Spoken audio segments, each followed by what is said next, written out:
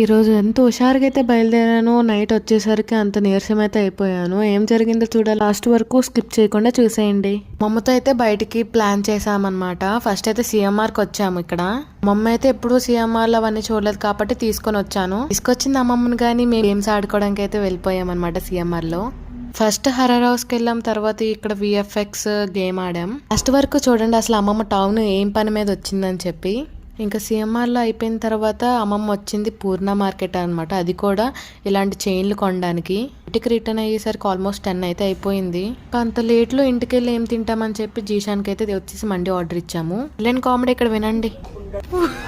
Literally మనం 2 గొలుసులు కొనడానికి 4 వెళ్ళాం. అది కూడా 2 బళ్ళు మీద. అందులో మళ్ళీ 2 లీటర్లు ఆ పెట్రోల్.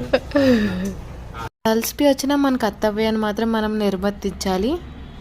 నా డ్యూటీ నేను చేసి ఇంకా ఇంటికైతే బయలుదేరిపోయాం. Good night.